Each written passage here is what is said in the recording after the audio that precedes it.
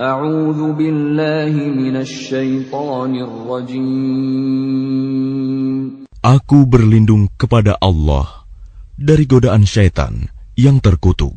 Bismillahirrahmanirrahim. Dengan nama Allah yang Maha Pengasih, Maha Penyayang.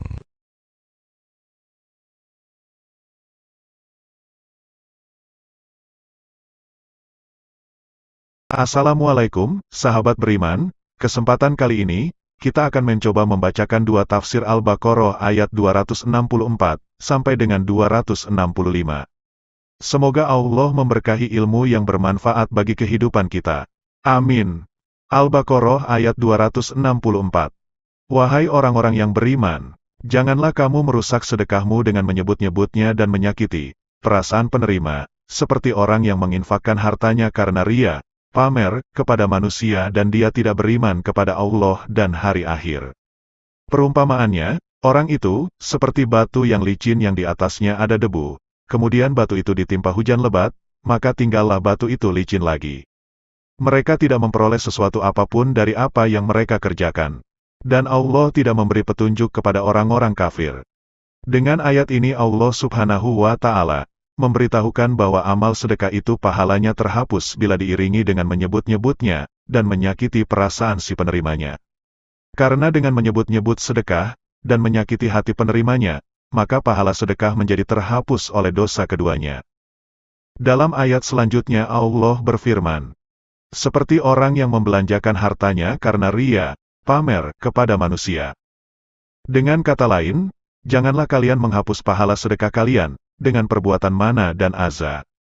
Perbuatan ria juga membatalkan pahala sedekah, yakni orang yang menampakkan kepada orang banyak bahwa sedekah yang dilakukannya adalah karena mengharapkan ridha Allah, padahal hakikat ia hanya ingin dipuji oleh mereka atau dirinya menjadi terkenal sebagai orang yang memiliki sifat yang terpuji, supaya orang-orang hormat kepadanya, atau dikatakan bahwa dia orang yang dermawan dan niat lainnya, yang berkaitan dengan tujuan duniawi, tanpa memperhatikan niat ikhlas karena Allah dan mencari ridha-Nya, serta pahalanya yang berlimpah.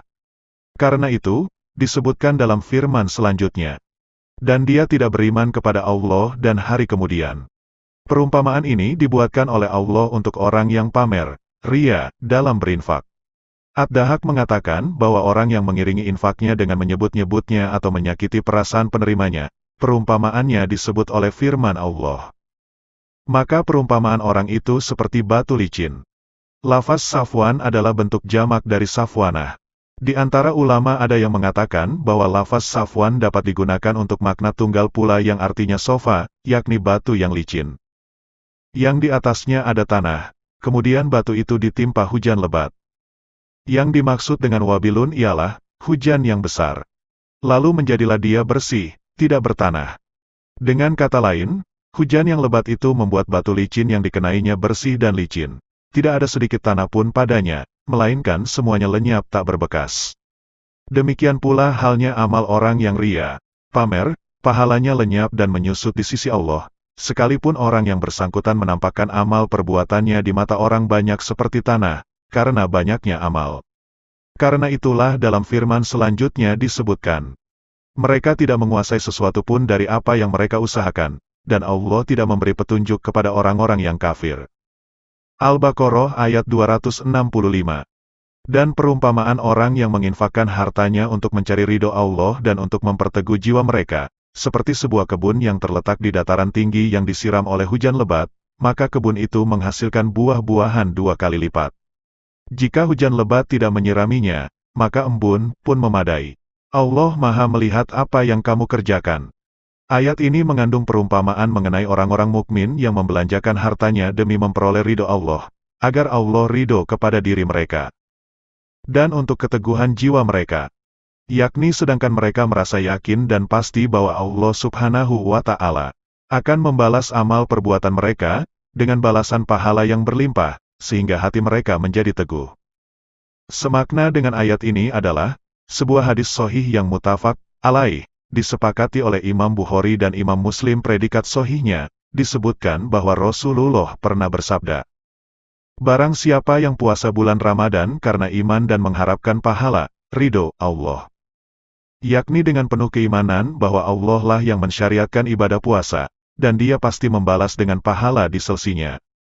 Menurut Asy-Syabi, makna firman-Nya, dan untuk keteguhan jiwa mereka. Artinya percaya dan yakin, sebagai ungkapan yakin dan percaya dirinya. Hal yang sama dikatakan oleh Qatadah, Abu Saleh, dan Ibnu Zaid. Pendapat ini dipilih oleh Ibnu Jarir. Menurut Mujahid dan Al-Hasan, mereka meneliti kemanakah mereka mengalokasikan sedekah mereka. Firman Allah, seperti sebuah kebun yang terletak di dataran tinggi. Yaitu seperti sebuah kebun yang ada di atas bukit Ar-Rabwah. Menurut jumhur ulama, artinya tempat yang tinggi, yakni dataran tinggi. Sedangkan menurut Ibnu Abbas dan Ad-Dahak, ditambahkan bahwa di samping itu mengalir padanya sungai-sungai. Ibnu Jarir mengatakan, sehubungan dengan lafaz Rabwah ini, ada 3 dialek, yakni 3 bacaan mengenainya.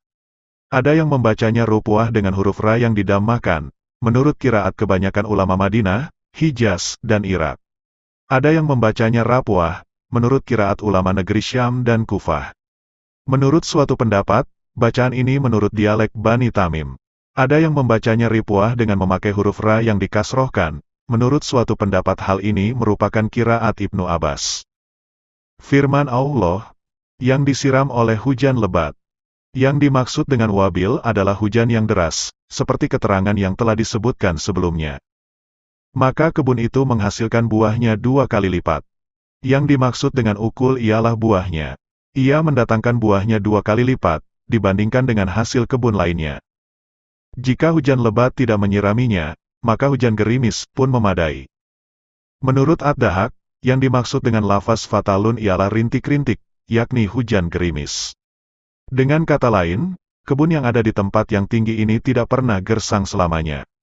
Karena jika tidak disirami oleh hujan yang lebat, maka ada hujan gerimis, dan hujan gerimis pun sudah cukup baginya. Demikian pula amal orang mukmin, tidak pernah sia-sia, melainkan diterima oleh Allah dan diperbanyak pahalanya, serta dikembangkan sesuai dengan jerih payah setiap orang yang beramal.